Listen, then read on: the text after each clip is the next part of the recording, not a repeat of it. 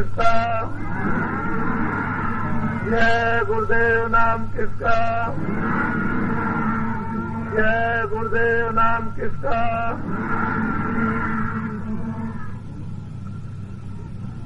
नर नारियों, आज का दिन बड़े ही सौभाग्य का है। ये काफिला शोभा यात्रा मथुरा से 6 तारीख को 3 बजे चली। पहला पड़ाव भरतपुर में, 7 तारीख को 6:30 बजे से रवाना हुई और दिन भर चलती रही। शाम को 7:45 बजे जयपुर राजधानी में प्रवेश हुई। इसके मार्गों में कितने कार्यक्रम हुए, कितनी बड़ी उपस्थिति हुई। नर नारियों, गांव वासियों के सड़कों के ऊपर झुंड के झुंड। ऐसा प्रतीत होता है कि भारत की धार्मिक जनता जनार्दन अब कुछ चाहती है। अनेकों जन्मों का खोया हुआ धर्म, अनेकों जन्मों का खोया हुआ मार्ग, अनेकों जन्मों से भगवान से बिछड़े हुए जिस शांति और आनंद की खोज के लिए हम लोग यहाँ पर कितने दिनों से मेहनत और दुख उठा रहे, इसका कोई अंत नहीं। महात्माओं, फकीरों की जरूरत समय समय पर आपको पड़ती रही। जब कभी भी आवश्यकता हुई, कोई न कोई महान आत्मा आया। इस जलते हुए मानव जगत को, इस तपते हुए मानव जगत को, ये बिछड़े हुए मानव जगत को, भूले हुए मानव जगत को, जैसे किसान पानी की इच्छा करता है कि यहाँ पानी बरसे, हमारे खेतों में कुछ हो, इसी प्रकार से जब वो विभूतियां महान आत्माएं आती हैं तो शांति की वर्षा, दया की वर्षा, प्रेम की वर्षा, आनंद की वर्षा करती है। नर और नारी, मानव में रहने वाली जीवात्माएं प्रसन्न और प्रफुल्लित होती हैं। उनके जीवन में, अनमोल जीवन में एक नई झलक और आशा मिलती है। महात्माओं की जरूरत पहले भी थी, महात्माओं की जरूरत आज भी है, महात्माओं की जरूरत आगे भी पड़ेगी। जब इस धार्मिक देश से महात्मा छुप जाएंगे तो हम सब लोग अनाथ हो जाएंगे। जैसे बिना राजा के रैयत नहीं रह सकती है, इसी तरह से तमाम आत्माएं बिना महात्माओं के जीवन दान नहीं पा सकती हैं। महात्माओं की जरूरत क्यों पड़ती है कि न मालूम कितने दिन हो गए, कितने युग बीत गए, सतयुग, द्वापर, त्रेता, कलयुग, जब से हम परमात्मा के यहाँ से अलग हुए हैं, अभी तक उसके पास नहीं पहुंच सके। हमने बहुत तपस्या की, बहुत हमने दान पुण्य किया, बहुत हमने सेवाएं की, बहुत प्रकार के हमने कष्ट उठाए, अच्छे और बुरे कामों को हमने किया। लेकिन इसका सबका इस संसार में राजा बनकर फल मिल गया, शेर साहूकार बनकर फल मिल गया, विद्या पाकर फल मिल गया, स्वास्थ्य और वीर पाकर फल मिल गया, पर ये सब चीजें आपको क्षणिक मिली, थोड़े दिनों की भगवान नहीं मिला।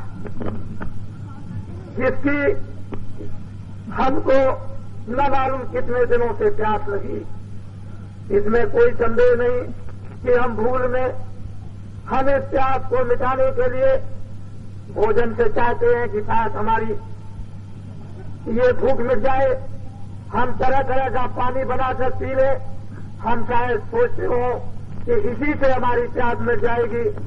लेकिन ये वस्तुएं सबकी सब जड़ है और ये मनुष्य शरीर भी एक पंचभौतिक जड़ है। इन सब चीजों को पाकर आत्मा को, जीव को तृप्ति नहीं होती है, न होगी। उस जीव का भोजन उस जीव का जल मनुष्य रूपी मकान में जिस तरह से एक पाइप की टोटी बंद कर दी जाए, पानी आना जाना बंद हो जाएगा, ऐसे ही दरवाजा बंद हो गया। जब दरवाजा बंद हो गया तो हमको अब नहीं मिलता कि हम उस अमृत जल को पीकर अमर हो जाए, अमृत जल को पीकर ज्ञान प्राप्त कर ले, अमृत जल को पी करके शक्ति पा ले और मार्ग मिल जाए, अमृत पी करके आंखें हमारी खुल जाए। लेकिन नहीं, महात्माओं की जरूरत पड़ती। तुम रोज देखते हो घर में बच्चा पैदा होता है, माँ ही उसको रख सकती है। अगर पिता रखेगा तो बहुत परेशानी होगी, लेकिन माँ को पालन पोषण करने की क्षमता है, पिता की नहीं है।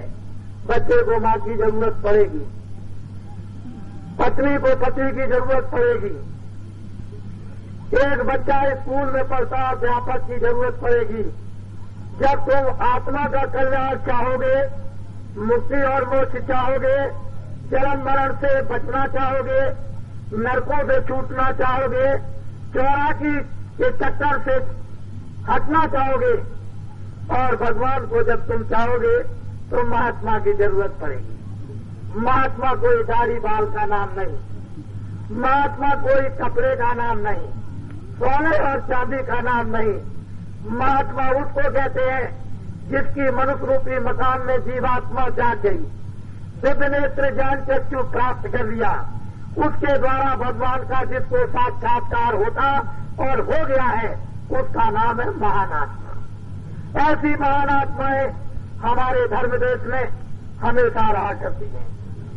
हमको जब जब उनकी इच्छा होगी, घर से निकलकर, काम छोड़कर, घर को त्याग कर तीर्थों में जगह जगह उनकी खोज करेंगे, लेकिन फिर भी मिलना मुश्किल है, क्योंकि तुम्हारे पास पहचानने की बुद्धि नहीं, पहचानने की आंखें नहीं, उनकी वाणी के सुनने के कान नहीं, तो तुम्हारे पास इतना समय नहीं है, कैसे ढूंढोगे। रामायण में बताया कि सबई सुलभ सब दिन सब देता, सबको सुलभ हो सकते हैं, सबको आसान हो सकते हैं, सबको महान आत्माएं मिल सकती हैं।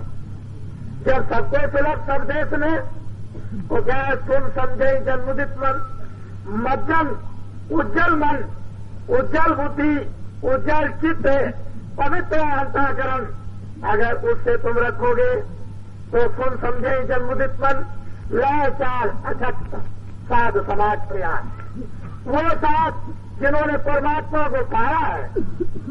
लेकिन अब क्या करें, हम लोगों के पास आना जाना उनका बंद हो गया। मुझे तो ऐसा अनुमान होता है कि जब मैं 50 साल पहले अमरनाथ की यात्रा में गया था कि वहां मुक्ति मिल जाएगी, बैतरनी को पार हो जाएंगे तो चले जाएंगे हमेशा के लिए। पैदल चलते चलते महीनों में कश्मीर होते हुए और अमरनाथ पहुंचे, जहां पांचों पांडव गली थे।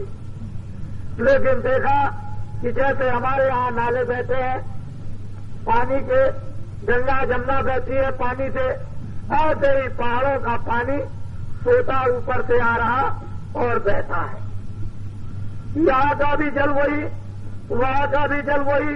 वो बात अलग हो सकती है कि पहाड़ों के कारण पानी ठंडा, बराबर जमीन के कारण पानी गर्म, लेकिन पानी तो पानी है, सूरज तो सूरज है, चंद्रमा तो चंद्रमा है, पृथ्वी तो पृथ्वी है।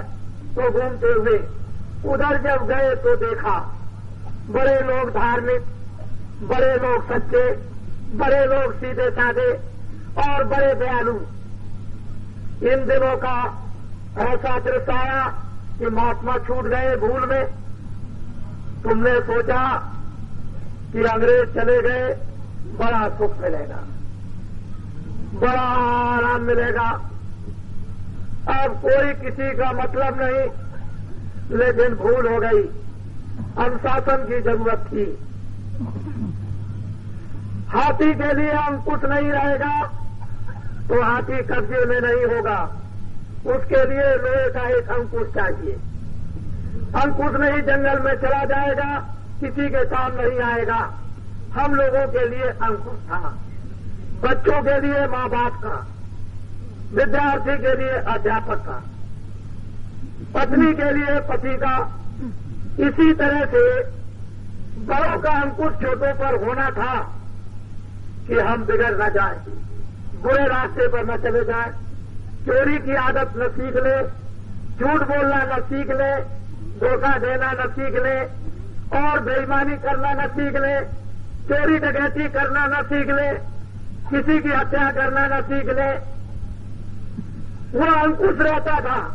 हम लोग सत्य बोलते थे, सेवा करते थे, आदर करते थे बड़ों का, और बड़े छोटों से प्यार करते थे। बड़ा अच्छा सुख का जीवन था, लेकिन आपने छोड़ दिया, अंकुश निकल गया।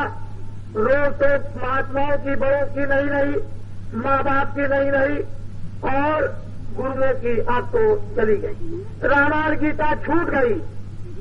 इस कारण हम सब लोग निरंकुश हो गए, और उसका ये परिणाम हुआ कि काल भगवान को मौका मिल गया उनको अपना कर्जा बांटने का। जो आजादी तुमको दी थी अच्छे बुरे काम करने की, स्वतंत्र, कि अच्छा भी कर सकते हो और बुरा भी, आंख से अच्छा देखो बुरा, कान से अच्छा सुनो बुरा, वाणी से अच्छा बोलो बुरा, मन से अच्छा संकल्प करो बुरा, बुद्धि से अच्छा विचार करो बुरा। भगवान की तरफ से कोई रोक टोक नहीं, सबको स्वतंत्र उसने जमीन पर कर दिया। उसने ये कहा कि मैं कर्मों का नियम बनाता हूं, जो जो ये काम करेगा उसको ये फल मिलेगा, ये स्थान मिलेगा, ये राज मिलेगा, ये मुक्ति मिलेगी, ये स्वर्ग मिलेगा, ये वैकुंठ मिलेगा, और ये खराब काम करेगा तो उसको 84 4 खाने 84 लक्ष्योनियां अर्थात तरह तरह के नर्क मिलेंगे, और वहां यात्रा भोगनी होगी। तो उसके यहाँ तुम जो भी अच्छा बुरा करते हो वो सब का सब लिखा जाता है। जब वो वक्त आपको मिला, अनमोल उसने दे दिया, ये मनुष्य शरीर, ऐसा मनुष्य शरीर की सोने चांदी से नहीं मिलता, इतना बड़ा अधिकार दिया है। तो हम तुमको बात समझाना चाहते हैं कि दिन में काम करो, खेती दुकान दफ्तर का, जो भी काम करते हो वो पहला काम वो है, जिससे शरीर की रक्षा करनी, भोजन देना, कपड़े देना, बच्चों का परवरिश करना। दिन में काम किया, खेती दुकान दफ्तर, शाम को आए बच्चों की सेवा की। ये 2 काम पहले जो जिम्मेदारी के तुमको ऋषियों मुनियों ने दे दिए, ये छोटा सा परिवार है, इसकी सेवा करो, इससे सेवा लो, ये काम सबसे पहले। जब तुम्हारे पास कोई काम न हो तो आधा घंटा भगवान का मनुष्य रूपी मंदिर में भजन करो। हिंदू आधा घंटा भगवान का भजन, मुसलमान आधा घंटा खुदा की इबादत, और ईसाई आधा घंटा उसकी प्रार्थना। हम सब लोग अगर अपने अपने काम में लग जाएं कि हमारे आचार्यों ने, पैगंबरों ने, महान आत्माओं ने, अवतारी शक्तियों ने हमको ये चीज दी, उसी के अनुसार हम लोग सब के सब काम करने लगे, तो आज हमारी खोई हुई वस्तु वापिस आ जाए, शांति वापिस आ जाए, सुख वापिस आ जाए, सत्य वापिस आ जाए, प्रेम वापिस आ जाए, दया वापिस आ जाए, सेवा वापिस आ जाए, आदर वापिस आ जाए, सत्कार वापिस आ जाए। तो बताओ और क्या जीवन में? जब मनुष्य में सत्य आ गया, दया आ गई, प्रेम आ गया, तो फिर मनुष्य को मनुष्य समझने लगा। जब दया चली गई, प्रेम चला गया, आदर चला गया, तो मनुष्य को मनुष्य पशु समझने लगा। फिर क्या होगा? काल को मौका मिल जाएगा, और वो जब मौका मिलेगा तो वो अपना एक कर्जा तुमको बांट देगा। जब वो देख लेगा कि इनका अब कोई नहीं रह गया, रक्षक संभालने वाला, न रामायण, न गीता, न भागवत, न महात्मा, न ऋषि, न मुनि, कोई नहीं रह गए, अब ये समन मनुष्य छुट्टे हो गए, तो उसको मौका मिल जाएगा अपने कर्जा बांटने का। तो आपको ये समझ नहीं आई कि उसको मौका मिल गया और उसने कर्जा अपना काल ने बांट दिया है। पहला कर्जा क्या दिया? लो ये मैं तुमको झूठ देता हूं, खूब झूठ बोलो, इतना झूठ बोलो कि मां से, गुरु से, रामायण से, गीता से, बड़ों से कोई भी शर्म नहीं है, खूब झूठ बोलो। फिर बांट दिया खूब धोखा दो, और बांट दिया खूब बेईमानी करो, और बांट दिया खूब चोरी करो, और बांट दिया खूब डकैती डालो, और बांट दिया आदमी मारो, और बांट दिया जानवर मारो, और बांट दिया पक्षियों को मारो, और बांट दिया मांस खाओ, और बांट दिया शराब पियो। खूब कर्जुग में कर्जा दिल बोल करके बांट दिया, और कर्जे को लेकर तुम्हारी आदत खराब हो गई। जब आदत खराब हो गई तो फिर क्या था? पूरी बात जब ऋषियों ने कही, शायद पृथ्वी पर पापों का घड़ा भर गया। ऋषियों ने कहा रामावतार होगा। जब रामावतार हुआ तो ऋषियों को मालूम था, लेकिन उनके परिवार वालों को और उनके निकट वालों को किसी को मालूम नहीं था। रामावतार हो गया, ऋषियों ने आशीर्वाद दे दिया, घर से निकल जाओ, जंगल में जाकर तप करो। पहला काम तपस्या करने का है। सेवा तो बाद में करोगे, काम तो बाद में करोगे, परिवर्तन तो बाद में होगा, लेकिन तपस्या करो। तपस्या से शक्ति और ज्ञान को प्राप्त करो। चले गए जंगल में राम, 12 बरस तक तपस्या की। वहां उनको मिल गए कोलवीर, आते और जाते रहे तुम्हारी तरह से, और जब जब जरूरत पड़ी कुछ सेवा भी करते रहे। जब तपस्या पूरी हो गई, शक्ति और ज्ञान मिल गया और आदेश हो गया, तो भगवान राम ने कोलवीरों से कहा जो जंगल में रहते थे, मुझे आदेश हुआ है कि मुझे धर्म की स्थापना करनी है, सज्जनों की रक्षा करनी और दुष्टों का विनाश करना। त्रेता जाएगा, द्वापर लगेगा। कोलवीरों ने कहा मुझसे क्या चाहते हो, हुक्म दीजिए, आदेश दीजिए, उसका पालन किया जाए। भगवान राम सब कोलवीर बंदरों को लेकर के चल पड़े, दक्षिण की तरफ गए, बड़े बड़े राक्षसों को मार गिराया, रावण को मार दिया और विभीषण को लंका में राज, दादी को मारकर सुग्रीव को राज दे दिया। वहां की जनता सुखमय चैन अमन में हो गई। एक बहुत बड़ा परिवर्तन हुआ। राम ने कुछ नहीं किया, उन्होंने तो कोई राज नहीं किया, कोलवीरों को साथ लेकर काम किया और वो परिवर्तन हुआ। त्रेता गया, द्वापर लग गया। बहुत दिनों के बाद फिर जब पापों का घड़ा भरा तो फिर नारद जी ने एक संदेश दिया कि पृथ्वी में पापों का घड़ा भर गया। अरे राजो और प्रजा, तू ऐसे बुरे काम करती है, इन बुरे कामों को छोड़ दे। बहुत हमें समझाया लेकिन नहीं समझे। नारद ने कहा चल, तुमने मेरी बात को नहीं माना, जाओ मैं तुमको बताए देता हूं कि तुमको मारने वाला तुम्हारी बहन से पैदा होगा। उस समय पैदा नहीं हुआ, बाद में पैदा हुए कृष्ण भगवान, और उन्होंने क्या किया, कंस को भी मारा। ग्वाल वालों से, किसानों से उन्होंने मित्रता की और कहा कि देखो द्वापर जाएगा, कलयुग लगेगा, तुम लोग मेरा साथ दे दो। ग्वाल वालों ने साथ दिया, लोगों को समझाया कि द्वापर जाएगा, कलयुग लगेगा, अब भी तुम मान लो। लोगों ने नहीं माना। ग्वाल वालों को साथ लेकर 18 दिन के महाभारत में विश्व के योद्धा और विज्ञान को इस तरह से उन्होंने जला करके खाक कर दिया कि उसका इतिहास किताबों में लिखा है। 56 करोड़ वंशियों को इसी भूमि पर एक साथ तबाह कर दिया।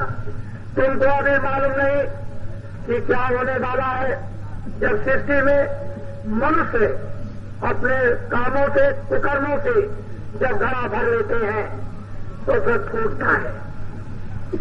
फिर उस समय कोई सहारा नहीं रहता। महान विभूतियां हमेशा आती रही और आएगी। ये काफिला जो चला है मथुरा से 2 महीने 1 दिन के लिए यानी 61 दिन के लिए मथुरा से ये 6 तारीख को चला और 7 जून तक बराबर इसी तरह से चलता रहेगा।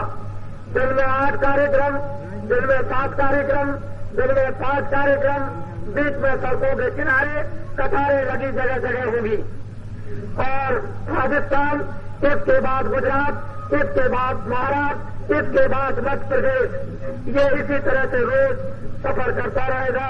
तुमको एक पर्चा मिला, उसमें लिखा होगा कि जो काबले को दर्शन देगा उसकी एक तकलीफ कामना दूर हो जाएगी। बड़े ध्यान से मेरी बात को सुनना। उसमें लिखा है तुमको जब कोई नहीं मिलता तो मथुरा जाते हो, हरिद्वार जाते हो, बालाजी जाते हो, किसी मंदिर पर जाते हो, अपने दुख को लेकर कि देवता मेरी कामना पूरी कर दे, अगर तूने पूरी कर दी तो मैं तेरी पूजा करूंगा। फिर गए वहां से लौट कर आए कि मैंने मनौती मना ली कि मेरी कामना पूरी हो जाए तो अगले साल मैं आपकी पूजा कराऊंगा।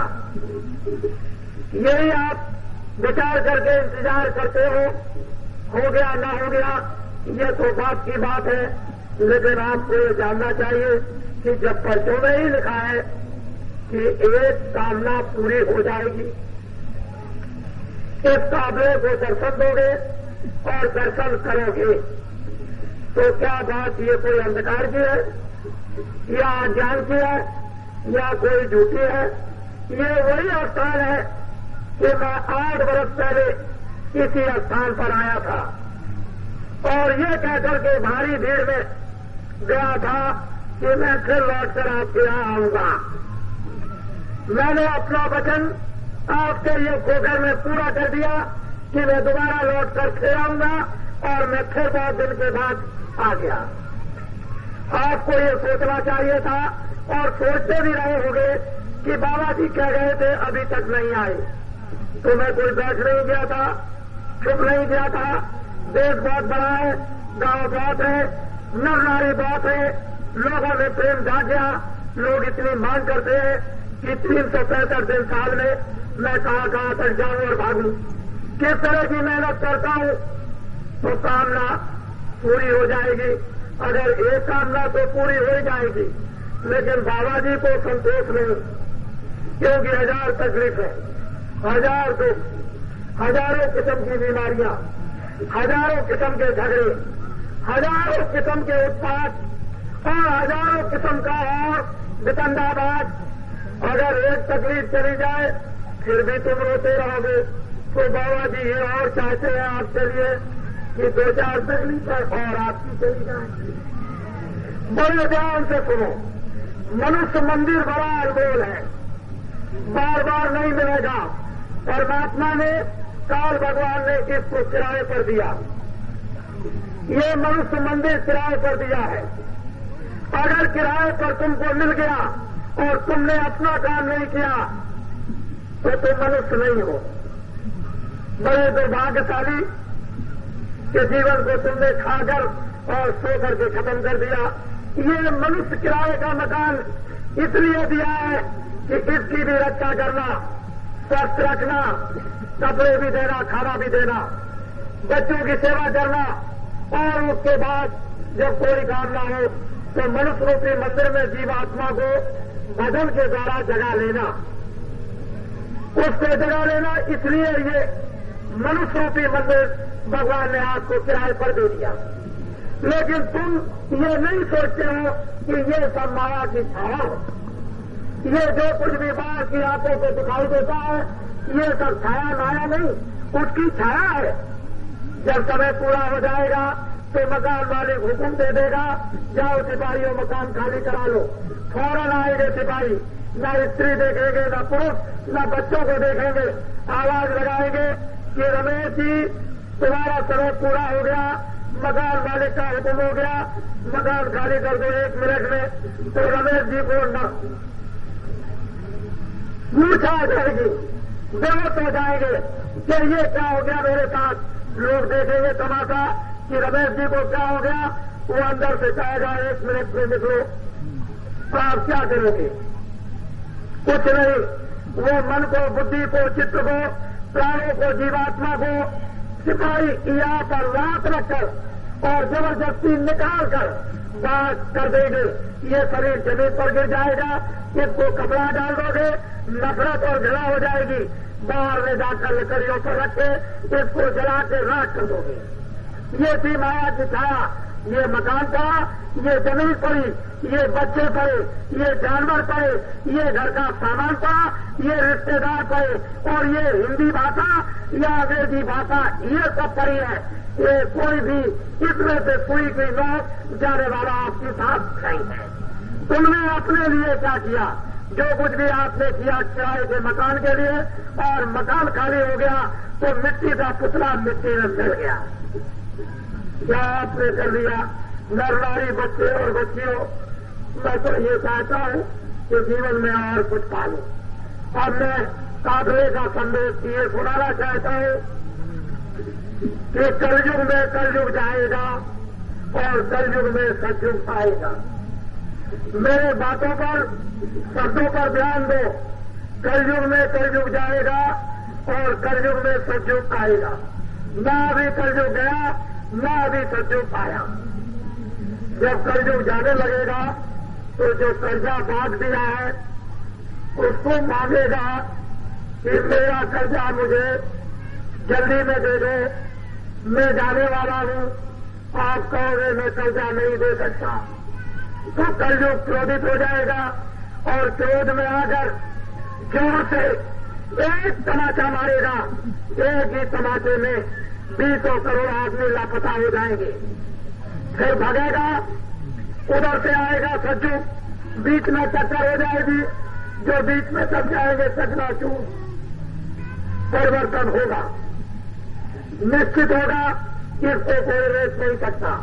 जमीन से हो या आसमान से हो जाए, किसी तरफ से भी हो, लेकिन परिवर्तन होगा। आप लोग कलयुग के जाने, सतयुग के आने में थोड़ा योगदान, सहयोग दो। क्या सहयोग दो? कि जल्दी जल्दी जो भी कोई रास्ते में मिल जाए, कहीं दूसरे गांव में मिल जाए, वहां ये बता दो कि बाबा जी का नाम तुलसीदास, इस किराए के मकान का आश्रम मथुरा में है। जय गुरुदेव नाम का प्रचार हिन्दुस्तान भर में करता हूं। वो मेरा नाम नहीं, न आता है तो किसका, उस परमात्मा का, ईश्वर का, भगवान का, धर्म का, ये उसका नाम है। मैं उसका प्रचार करता हूं। उन्होंने कहा कि कलयुग जाएगा और सतयुग आएगा। अगर तुम थोड़ी सी मदद कर दो तो जल्दी जल्दी नरनारियों के कानों तक ये आवाज पहुंच जाए और मैं जल्दी से घोषणा कर दूं किस तारीख से कलयुग जाएगा और किस तारीख से सतयुग आएगा। परिवर्तन होगा। अभी आगे चलकर एक बहुत बड़ी भारी तकलीफ और संकट आ रहा है। उसमें कोहराम मचेगा, उसमें हाहाकार मचेगा, उसमें त्रायमाम मचेगा। महात्माओं की जरूरत उस समय पर आपको पड़ेगी। फिर इच्छा करोगे कि बाबा जी किधर से निकल गए, बाबा जी कहाँ मिलेंगे, तुम पूछते फिरोगे और तुम 100 मील तक दौड़ करके जाओगे। मैं तो अभी इच्छा करता हूं कि आपसे मिलूं, लेकिन आपके निकट होता हुआ भी आप नहीं आ पाते हो, तो 100 मील तक लोगों को दौड़ना पड़ेगा। आपको अभी मालूम नहीं कि कलयुग के जाने और सतयुग के आने पर क्या क्या होगा। इसलिए जल, पृथ्वी, अग्नि, वायु, आकाश ये तुम्हारे अनुकूल हो जाए, तुमसे प्रसन्न हो जाए, तो ये क्या नहीं दे सकती है। यही जल, पृथ्वी, अग्नि, वायु, आकाश जब सतयुग में प्रसन्न थे तो सब योगी थे, सब विज्ञानी थे, सब संपन्न थे, सब भरपूर थे। कोई तकलीफ शरीर की नहीं, कोई तकलीफ मन की नहीं, कोई आत्मा की तकलीफ नहीं, सब कृतार्थ रूप थे। लेकिन जब नियम बन गया पाप और पुण्य का, तो आपने न समझा पाप क्या है और न समझा पुण्य क्या है। अरे बच्चे और बच्चियों, जब तुम्हारा बच्चा गुजर जाता है तो तुमको कितनी तकलीफ होती है। तुम रोते और चिल्लाते हो कि मेरा बच्चा चला गया, अगर तुमने किसी जानवर के बच्चे को मार दिया तो उसकी माता दूध सूख जाता है अपने बच्चे के सोच में। तुम्हारा कोई अधिकार नहीं कि भगवान की बनाई हुई चीज मनुष्य तुम दे आ दो, ये तुम्हारा कोई अधिकार नहीं। तुम अगर मारोगे वो तुमको मारेगा, तुम काटोगे वो तुमको काटेगा, तुम आंख फोड़ोगे तुम्हारी आंख फोड़ेगा, तुम उसको खाओगे वो तुमको खाएगा, तुम चोरी करोगे वो तुम्हारी चोरी करेगा, तुम झूठ बोलोगे वो तुमसे झूठ बोलेगा, तुम बेईमानी करोगे वो तुमसे बेईमानी। जो जैसे कर्म तुम करोगे जिसके साथ उसका हदला बदला में ब्याज कर्जे के चुकाना पड़ेगा। बड़े ध्यान से सुनो मोटी बात को। जब कलयुग कर्जा मांगेगा तो महात्मा चाहते हैं कि कलयुग के कर्जा मांगने से पहले ही तुम कर्जा चुका दो। महात्माओं के पास बूटी, महात्माओं के पास औषधि, उनके पास दवा रहती है और वो डाल देते हैं। ये पार का पार जितना कर्जा लगा होगा महात्माओं की बूटी पड़ी कि जलकर खाक हो गया। फिर मांगेगा कर्जा कि मैं जा रहा हूं मेरा दे दो, तो तुम कहोगे मेरे पास आपका कोई कर्जा नहीं। कहेगा मेरा कर्जा नहीं, कहेगा मेरे पास कुछ नहीं, अच्छा तलाशी दो। जब तलाशी लेगा कुछ नहीं निकलेगा तो आपका बाल बाका नहीं कर सकता। महात्मा कितने दयालु, कितना उपकार और परोपकार और कितनी सेवा करते हैं। महात्माओं ने तो कभी अपने को महात्मा नहीं कहा, वो तो सेवक कहते हैं कि मैं सेवक हूं। जो आपकी गंदगी को साफ करे उनका नाम सेवक महात्मा आप कहते हो। वो महात्मा नहीं कहा करते हैं कि मैं महात्मा हूं। महात्मा आप जैसे एक पत्नी अपने पति को परमात्मा भी कहती है और पति भी कहती है और देवता भी बस इसी तरह से महात्मा को महात्मा भी कहते हैं, भगवान भी कहते हैं और देवता भी कहते हैं और गुरु भी कहते हैं। तो ये तो भक्तों की बात हो गई, लेकिन महात्मा ने तो कभी नहीं कहा। वो तो कहते हैं हम तुम्हारे सेवक हैं। इसलिए नारी बच्चे और बच्चियों, अब ये बताओ कि जब ये किराए का मकान खाली कर दिया जाएगा तो आप कुछ लेकर जाओ, ले जाओगे? कहो बच्चे ले जाओगे? अरे बच्चियों कुछ ले जाओगी? नहीं ले जाओगे। तो फिर इस बाजार में इतनी गंदी गंदी बोझे की चीजें खरीद कर सिर पर रखते हो, कौन ढोएगा, कौन उठाएगा अपना बोझा आप? अब ये करो कि मैं तुमको रास्ता बता दूं, मैं तुमको भेद बता दूं, मैं तुमको दरवाजा दे दूं, मैं तुम्हारी आंख साफ कर दूं, मैं तुम्हारे कान को साफ कर दूं, तुम्हारे मन को साफ कर दूं, तुम्हारे चित्त को साफ कर दूं। इस सफाई में मुझे दवा डाल लेने दो, या मुझसे दवा ले लो, तुम डाल लेना, तब भी सफाई हो जाएगी। अगर तुमने दवा लेकर डाल ली या दवा ली तो काम बन जाएगा। इनमें कौन काम मरने के पहले सीधे यहाँ से स्वर्ग में चले, वैकुंठ में जाओ, ब्रह्मा से मिलो, विष्णु से मिलो, शिव से मिलो, देवताओं से मिलो। ईश्वर का साक्षात्कार दरवाजा तो मिलना चाहिए, दरवाजा तो खुलना चाहिए, आंख तो खुलनी चाहिए, कान तो खुलना चाहिए। आप दवा ले लो, डाल लेना प्रेम के साथ में, कहीं रख बचेगा। तुम ये कहो कि मैं दवा नहीं डालूंगा, भूल जाऊंगा, तो मुझे डाल देने दो, मैं दवा डाल लूं। फिर तुम आज ही से घर में बैठकर लेट कर आज से शुरू कर दो। अगर तुम्हारा दरवाजा न खुल जाए तो मुझसे कहना, आंख खुल जाएगी, कान खुल जाएंगे, तब तुमको वो दिखाई देगा। वो क्या है? अलौकिक, अपार, अर्थात ज्ञान का, शक्ति का। उसी के लिए पूजा पाठ, उसी के लिए दान पुण्य, उसी के लिए तीर्थ व्रत, रामायण गीता भागवत को पढ़ते हो कि मेरी मरने के बाद मुक्ति हो जाए, मोक्ष मिल जाए, स्वर्ग में चली जाए। वैकुंठ में चले जाए, लेकिन ऐसे नहीं जा सकेंगे। वो तो महात्मा जब आपको अपना बनाएंगे और महात्मा तुम्हारे हो जाएंगे, तुम उनको अपना बना लो, वो तुम्हारे हो जाए। जिस तरह से तुमने बच्चा बना लिया, पत्नी बना ली, पति बना लिया, मित्र अपना बना लिया, इसी तरह से मित्र की तरह महात्माओं को अपना बना लो कि आप मेरे हो। महात्मा कहेंगे तुम मेरे हो, मैं तुम्हारी मदद करूंगा, तुमको सहयोग दूंगा, तुम घबराओ और चिंता मत करो। महात्मा आपको याद करेंगे और तुम उनको याद करो। तुम उनकी तरफ देखो, वो तुम्हारी तरफ देखे, और वो जो कुछ कहे उसको सुन लो और तुम अपनी बात सुना दो। काम जल्दी से बन जाएगा, देर नहीं लगेगी। तो इसलिए ये बताओ कि भगवान का भजन करोगे? बोलो, ठहर जाओ बच्चे। जो बच्चे स्कूल में पढ़ते हैं, 3 साल से फेल हो रहे, काबले को दर्शन दो, दर्शन करो, चलो आपकी बात पास हो जाओगे। ठहर जाओ। 3 बरस से बच्चे सेकंड डिवीजन नंबर नहीं पाते, बड़े दुखी, बड़ी मेहनत करते हैं, इम्तिहान के वक्त में भूल जाते हैं, फेल हो जाते हैं। चलो आपकी बात सेकंड डिवीजन नंबर मिल जाएगा। ठहर जाओ बच्चे। 3 साल से बच्चे कोशिश करते हैं कि हमको 1 नंबर मिल जाए, हम अपना नंबर पास हो जाए, बड़े ऊंचे ओहदे पर चले जाए, अधिकारी बन जाए, लेकिन फेल हो जाते हो।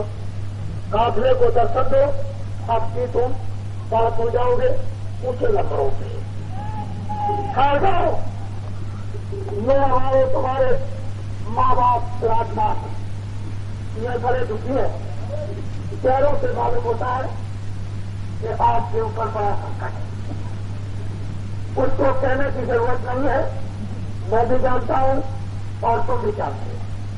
जो बीमार है वो उस सुख को जानता है, और जो नमक पहचानता है उसको भी मालूम है कि क्या है तुम पूछो। उस पीड़ा को कोई भी जानता, कहने की जरूरत नहीं है। आपको बड़ी तकलीफ है, उसमें क्या होगा ये मैं आपको बाद में बताऊंगा। ये और सुनाना चाहता हूं कि तुम्हारे बच्चे स्कूलों में पढ़ते हैं, 1 करोड़ अब के पास होकर निकलेंगे स्कूल से, 1 लाख को नौकरी मिलेगी, 99 लाख बेकार घर में रहेंगे। अब बताओ 99 लाख बच्चे क्या करेंगे? फिर दूसरे साल 1 करोड़ बच्चे हिंदुस्तान में पढ़कर बाहर निकलेंगे, 1 लाख को नौकरी और 99 लाख बेकार। 2.5 वर्ष के अंदर 1 करोड़ 98 लाख बच्चे बेकार। बताओ ये जनशक्ति भारत की छोड़ बेकार चली जा रही है। इस पर आज हिंदुस्तान में लोग लड़ाई करते हैं, गद्दियों के लिए, बड़े पदों के लिए, शहंशाह बनने के लिए, चक्रवर्ती बनने के लिए, लेकिन भारत के होनहार तुम्हारे, जिनके लिए तुमने गर्मी बरसात में खून और पसीना बहाया, तुमने खाना और कपड़े नहीं पहने कि मेरे बच्चे पढ़ लिखकर विद्वान बन जाए और सुखी हो जाए और वो संपन्न हो, आराम से रहे। अरे ऐसे बच्चे तुम्हारे निराश हो जाएंगे, जनशक्ति का दुरुपयोग हो जाएगा, और वो राष्ट्र, समाज और वो परिवार कभी भी उन्नति नहीं करेगा। देश के लोगों को शांति के साथ लड़ाई झगड़ों को छोड़कर, विवादों को छोड़कर, प्रलोभनों को छोड़कर बच्चों के लिए विचार करना चाहिए कि इनकी जनशक्ति स्कूल से निकलने के बाद ही उपयोग में ले ली जाए, काम में ले ली जाए। अब तो माँ बाप संपन्न, बच्चे भी संपन्न, और ये रोते चिल्लाते रहे तो ये 4-5 साल में जो 4-5 करोड़ बच्चे बेकार सड़कों पर घूमेंगे, तो ये संकट बन जाएगा। हम ये समझते हैं कि आगे समय बड़ा खराब आ रहा, इसलिए हम आवाज लगाते हैं कर्ज जाएगा, सचयुग आएगा, कर्ज जाएगा, सचयुग आएगा। मैं क्यों आवाज लगाता हूं कि इन बच्चों की जनशक्ति काम में ले ली जाए। वो वक्त और समय आएगा, एक भी बच्चा स्कूल से निकलकर घर में नहीं बैठ सकता, सबको काम में लग जाना पड़ेगा। मुझे कुछ नहीं चाहिए। और तुम क्यों मुनियों साधु संतों का आशीर्वाद लो।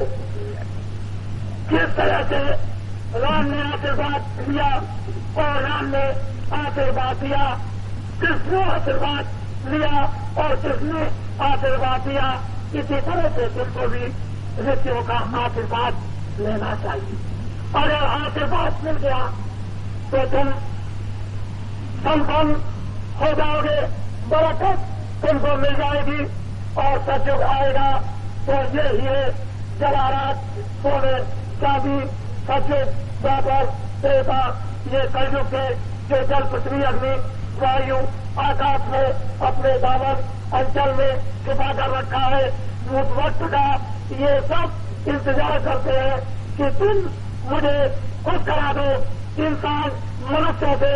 तो मैं इतना सोना, चांदी, हीरे जवाहरात दूं कि गांव में जो जंगलों में देवियां रहती है उनके नाक और कानों में भी हीरे, उनके गले के हार में भी हीरे तैरे हुए लोगों को दिखाई जंगलों में देंगे।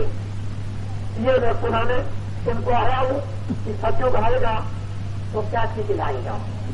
तुमको मालूम नहीं, ये रेगिस्तान है, बड़े परेशान होते हो, पानी नहीं भरता तो बाजार नहीं होता है, पानी नहीं मिला तो गेहूं नहीं होता है, बिजली चली गई, मोटर खराब हो गया, 10 दिन में बन के आया, तब तक जल के खाक हो गया। तो तुम्हारे सिर पर बड़ी मुसीबतें हैं, तुम मेरा सहयोग अच्छे काम में दे दो, मैं तुम्हारे सामने देवताओं को तुम्हारे लिए प्रसन्न करा दूं, तुम प्रसन्न कर लो और खेती को दे दो। समय से बादल पूरब से चलेंगे, तुम्हारे खेत में पानी गिराकर चले जाएंगे। जब बाजरे को और गेहूं को जरूरत पड़ेगी तो फिर बादल चले गए, तुम्हारे खेत में पानी गिराकर चले जाएंगे और फिर 20 दिन के बाद फिर जरूरत पड़ेगी तो बादल चलेंगे, खेत में पानी गिराकर सीधे चले जाएंगे, तुम्हारा खेत पक जाएगा। मेहनत कम, उत्पादन अनाज का ज्यादा होगा और फिर तुमको बिजली की जरूरत, मोटर ठीक करने की जरूरत नहीं, डीजल की तुमको कोई जरूरत नहीं। जब परमात्मा ने कुदरती डीजल और पेट्रोल और मशीन तैयार कर रखी है तो तुम देवताओं को प्रसन्न करो और देखो ये पृथ्वी में रतन भरा हुआ है, सब कुछ छुपाकर बैठे हुए हैं और कहीं खुश हो गई तो न मालूम कितना अनाज दे देगी, कितने फल दे देगी, कितनी सब्जियां दे देगी, कितना सोना चांदी दे देगी। तुमको अभी इसका रहस्य कुछ भी नहीं मालूम है तो बाबा जी के अच्छे काम में आप लोग सहयोग दे दीजिए। मैं अगर तुम्हें कोई बुरी बात सिखाऊं, बुरे रास्ते पर ले जाऊं तो तुम मत जाओ और मत उसको सुनो। जब अच्छे रास्ते पर तुमको चलाए और अच्छी बातें तुमको बताए, तुम्हारे जीवन को स्वच्छ और पवित्र सुखमय बनाए तो महात्माओं की बात को आपको अपना हितैषी समझकर सुनना चाहिए। बोलो, आप भगवान का भजन करोगे, भगवान का भजन करोगे, मेरी तरफ ध्यान से देखो।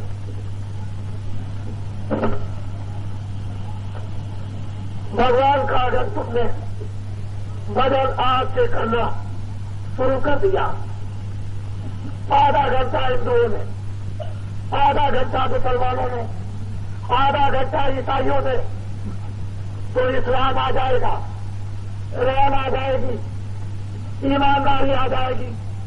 अगर भजन करना आपने शुरू कर दिया तो धर्म आ जाएगा, सत्य आ जाएगा, और प्रेम आ जाएगा। ये तो चीजें थी मनुष्य के जीवन का आभूषण, पोशाक, ये कपड़े थे। अगर इनको उतार कर फेंक दिया तो तुम जानवर हो गए, पंछी हो गए, फिर कुछ नहीं। तुम्हारा मुंह, तुमने वादा किया है कि मैं भजन करूंगा, मैं आपको बताऊंगा, आपको जड़ी दूंगा, औषधि दूंगा, और जरा सा उसको एक दे दो बूंद काम में डाल, और देखो कि क्या अमूलक की तुमको मिलती है। सारे संसार का सोना चांदी दान में दे दो, जमीन को दान में दे दो, राजपाट दान में दे दो, ये वस्तु नहीं मिलेगी। जब उसकी कृपा तैयार हो जाएगी तभी अमूलक वस्तु जीवन में मिलती है, पैसों से नहीं, सोने चांदी से नहीं। तो आप लोग भगवान का मंत्र, भगवान का रहस्य, भगवान का भेद, भगवान का नाम दान आप प्यार मोहब्बत के साथ ले लो, उसको संभाल के रखना, कहीं गिर न जाए। अगर गिर गया तो काल बहुत मारेगा, और रखे रह गए तो काल पात में फटकेगा नहीं। जो नाम भगवान का मैं बोलूंगा उसी नाम को आप सब लोग एक आवाज में नरनारी बच्चे और बच्चियां बोलेंगे, सबकी आवाज एक साथ। पहले मैं बोलूंगा, उसके बाद आप जो नाम मैं बोलता जाऊंगा आप बोलते जाना। जब मैं चुप हो जाऊंगा तो आप चुप हो जाना। जय गुरुदेव। जो बंद पड़ा हुआ है तो दरवाजा खुलते ही आंख खुलेगी, कान खुलेंगे, सुनाई देने लगेगा, दिखाई देने लगेगा।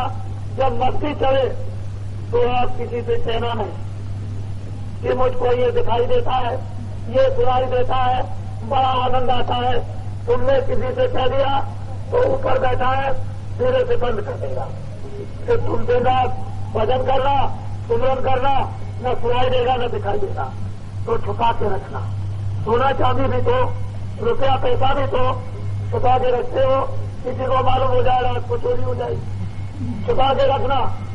ये आत्माओं का धन दौलत है, जो आत्मा से मिले उसको जमा रखो, सड़ा कर रखो, कहीं खर्च मत करो। जब बहुत जमा हो जाए तो तुम्हारे काम भी आएगा और तुमसे बच जाए तब किसी को बांटना। अभी नहीं, अभी तो कमाई करो, कमाई हो जाएगी, काम बन जाएगा। तो अपनी उंगली ऐसे करो, ऐसे उंगली करो, हाथ ऐसे करो। कर्मचारियों की हड़ताल चल रही है, कर्मचारी भी बड़े परेशान। मुझे ये नहीं मालूम कि हड़ताल क्यों हुई है। इतना मैं समझता हूं कि उनकी तनख्वाह में पूरा नहीं पैसा होगा, तो हो सकता है शायद कुछ मांगते हो। ये मैं अंदाजा करता हूं, मुझे मालूम नहीं। लेकिन जब मैं राजस्थान में आया तो मुझे लोगों ने लिख करके दिया कि इस संबंध में भी 2 शब्द कुछ कह दीजिए। तो मैं और तो कुछ नहीं कह सकता हूं। कर्मचारियों को भी तकलीफ, अगर उनको तकलीफ तो मुझको तकलीफ, इनको भी तकलीफ, ये जो बैठे हैं, और इनको तकलीफ तो मुझे तकलीफ। आपकी तकलीफ से मेरा दिल धड़कता है, ऐसे ऐसे करता है। क्यों कि आप प्रार्थना करते हो कि आशीर्वाद दे दो, दुआ दे दो, दया कर दो, मेहरबानी कर दो, हमको बड़ी तकलीफ है। मुसलमान भी कहते हैं, उनकी औरतें भी कहती हैं, और हिंदू भी कहते हैं, और ईसाई भी कहते हैं, वो दया मानते मेहरबानी। मैं पूछता हूं कि क्या तकलीफ, तो बता देते हैं। तो मेरा भी दिल ऐसे ऐसे करने लगता है, इस तरह से। तो तुम्हारी तकलीफ से और उनकी तकलीफ से मुझे बहुत तकलीफ है। मैं ये भी समझता हूं कि अगर ये तकलीफ 30 साल के अंदर तुम्हारी नहीं जा सकी, बहुत आंदोलन हुए, बहुत हड़तालें हुई, बहुत तोड़ फोड़े हुई, अगर 30 साल में तुम्हारी ये तकलीफ नहीं अभी तक गई, तो एक इसमें कैसे जाएगी? इस तकलीफ के जाने का रास्ता दूसरा। वो मेरी विनती है, अनुरोध और प्रार्थना है कि आप एक बार अपनी तकलीफ को थोड़े दिनों के लिए और सहन करो, और आप सहन नहीं करना चाहते हो तो आपको करना पड़ेगा। क्यों करना पड़ेगा? कि वक्त आपको मजबूर कर देगा, लाचार कर देगा, आपको विवश कर देगा, और प्रार्थना को आपको स्वीकार करना पड़ेगा।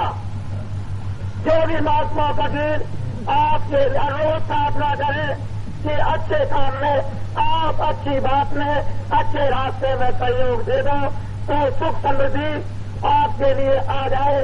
सबको भोजन भरपूर, सबको कपड़े भरपूर, सबको रहने को अच्छी तरह स्थान, और सब तरह से सुख और सुविधा आ जाए। लेकिन तुम प्रार्थना स्वीकार नहीं करोगे तो आगे बहुत बड़ी तकलीफ आने वाली है। उसी के संबंध में कलयुग जाने और कलयुग के आने का डडोरा आपके कानों तक पहुंचाया जा रहा। मैं ये नहीं जानता कि सरकार क्या सोचती होगी, क्या करना चाहती, क्या करना नहीं चाहती, मुझे उससे कोई मतलब नहीं। मुझे तो आपकी तकलीफ से मतलब, मैं प्रार्थना करूंगा कि सरकारी कर्मचारी आगे थोड़े दिनों के लिए और तकलीफ को थोड़ा सा यानी सहन करें। जब 30 साल तक आपने सहन किया है तो 1 साल 2 साल आपका कुछ नहीं बिगड़ता है, थोड़े दिनों और भी सहन कर लीजिए। और ऐसी आप मेरी प्रार्थना पर हड़ताल को स्थगित कर दीजिए। ये मेरी विनती और प्रार्थना सरकारी कर्मचारियों से है। मैं प्रार्थना ही कर सकता हूँ, उनमें कोई दोष तो नहीं है। जो लोग ये कहते होंगे वो दोषी है, वो गलत है। कहने वाले को दोषी, जिसके दर्द है वो दोषी नहीं होता।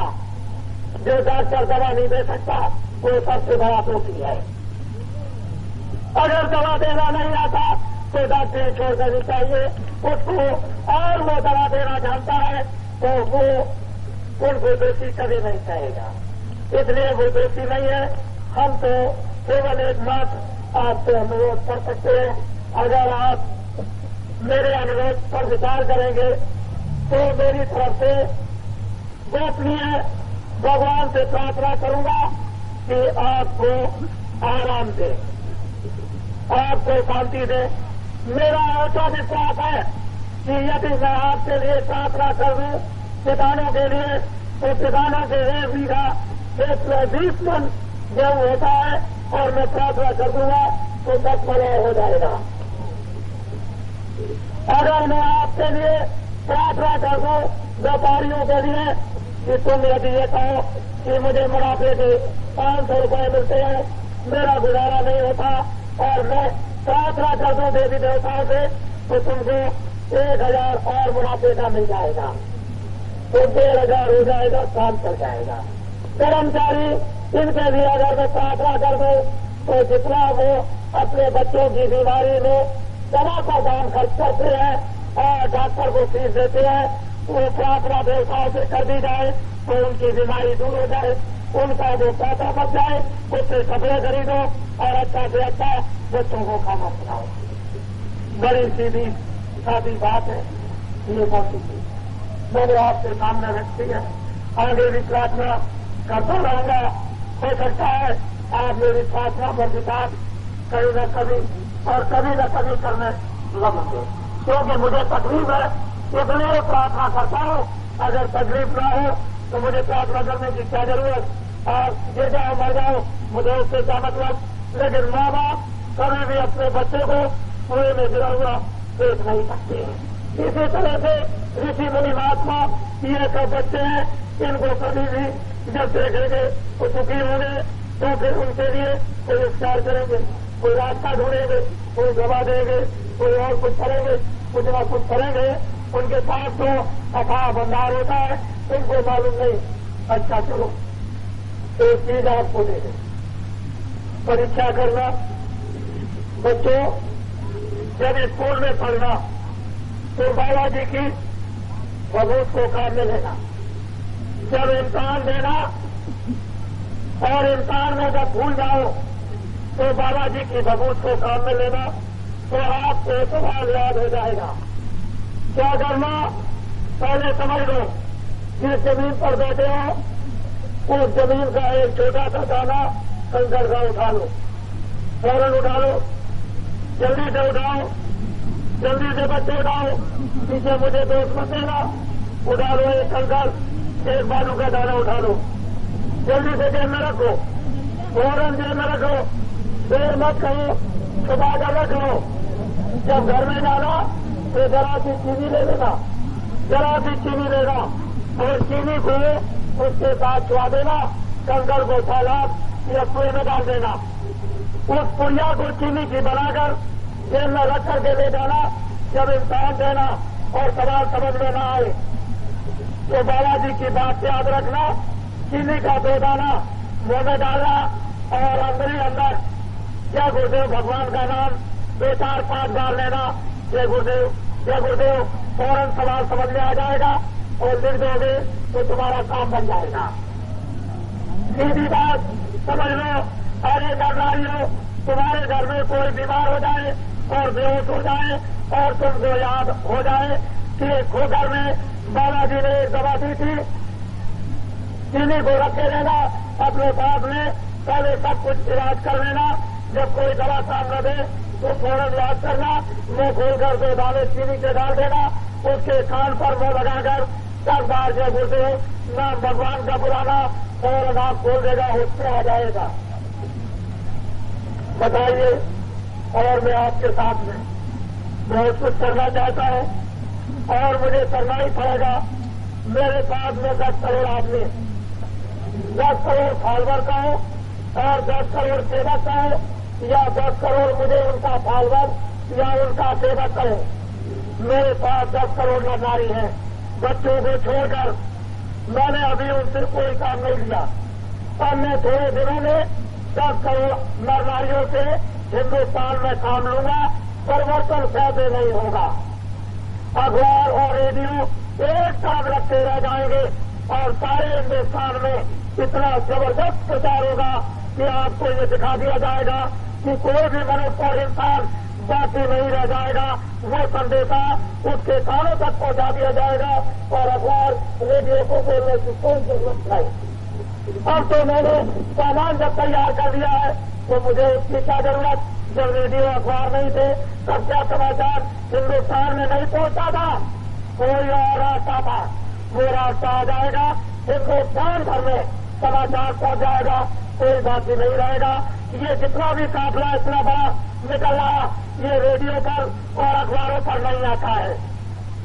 दिल्ली पेड़ से गिर जाए वो तो रेडियो अखबार पर आएगा, लेकिन मानो सड़कों के किनारे धूप में खड़े हुए और इंतजार करते हैं और भागते हैं और जगह जगह भीड़ लगती है। इस धर्म संदेश मानव सदाचार और अपने इंसानी मानो ये कर्तव्यों के लिए, इस जागरण के लिए वो चीजें नहीं। इससे ये मालूम होता है कि देश में कोई और नया रास्ता तैयार हो गया और उस रास्ते पर एकदम ले जाकर आप लोग खड़े कर दिए जाओगे, मुझे ऐसा विश्वास है। तो ये तो काम आप करना और गुलाबी पगड़ी बांधे हुए जो लोग यहाँ पर आएंगे ये लोग नाम नोट कर लेंगे, और जो आपके कोई भी और दूर गांव से आए हैं अभी भी रात को रहे तो उनके घर में उसमें पानी आदि की आप लोग व्यवस्था करना। ये गांव है, यहाँ आपने जो व्यवस्था की है वो सराहनीय है, इसमें कोई गंभीर नहीं। और कोई काम है ये बताना चाहता हूं कि मुझे आज की तारीख तक एक भी नया पैसा विदेश से नहीं मिला, एक भी नया पैसा विदेश से नहीं मिला। मैं पक्का भारतवासी हूं, यही जन्म हुआ, यही काम कर रहा हूं। मैं आपके सामने इस पर मैंने नाम बता दिया, मथुरा में आश्रम बता दिया, जय गुरुदेव नाम किसका वो बता दिया, कलयुग जाएगा सतयुग आएगा वो बता दिया। ये मेरे सामने एक चीज आकर खड़ी हुई है,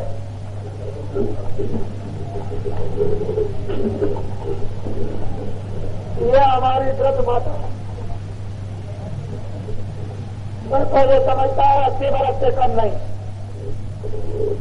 ये बच्ची धागा पहने हुए हैं आपके गांव का और पहले कपड़े पहने हुए हैं, बीच में धोती सिली हुई है। ये इतना बड़ा काफिला जो निकल रहा, उसके लिए ये क्या इसकी उदारता है। ये कहती है ये बच्ची कि मैं सेवा के लिए, तेल डालने के लिए, धर्म के जागरण के लिए, धर्म की स्थापना के लिए, सज्जनों की रक्षा के लिए, मानव चरित्रों के लिए, सुख समृद्धि के लिए, कलयुग जाने सज्जुग के आने के डगोरा के लिए ये मेरी सेवा से गौर करनी चाहिए। ये इसमें लिखा हुआ है। इसका नाम है बच्ची का गंगाबाई। गंगाबाई क्या नाम? गंगाबाई। बोलो क्या नाम? गंगाबाई। इसके बच्चे का नाम जवाराम जाट। जवाराम जाट। क्या नाम? जवाराम जाट और ग्राम खोखर। कौन सा गांव? खोखर। ये इसमें 6,000 और 400 रुपया ये मुझे भेंट कर रही है। किसके लिए? आपके लिए। जरा रुपया खोल के दिखाओ, ये खोल के दिखाओ। ये आपकी सेवा के लिए। लेकिन आपको ये जानना चाहिए कि मुझे ये देती है, सेवा आपकी होगी और वो मुझे वापस करना पड़ेगा मैं ब्याज पे।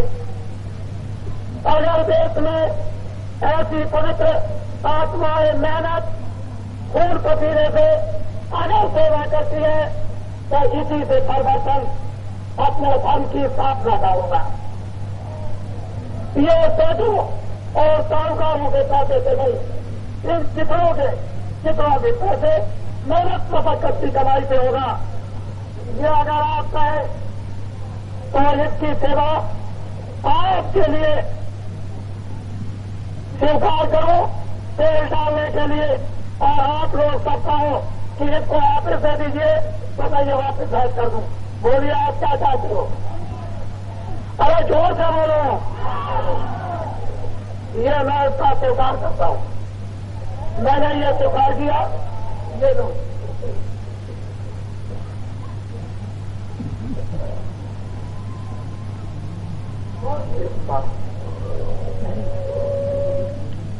ये है देवियों का काम। अब क्या कुछ कहने को बाकी रहा?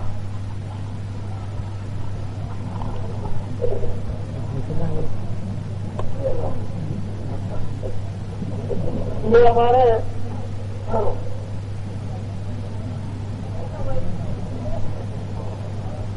हमारे इधर अधिकारी हमारे विराजमान है। ये नागौर जिला होगा। इनके समझ में ये जो देवी है उसका रूप देख रहे हैं। ये कोई छुपी हुई बात नहीं, ये प्रगट भाव सबके साथ। और आप सब देखेंगे कि देश में परिवर्तन इन देवियों के द्वारा कैसे नहीं होता है। अगर कृष्ण ने देवताओं के द्वारा परिवर्तन कर दिया तो ऐसी देवियों के द्वारा देश में परिवर्तन निसंदेह होगा।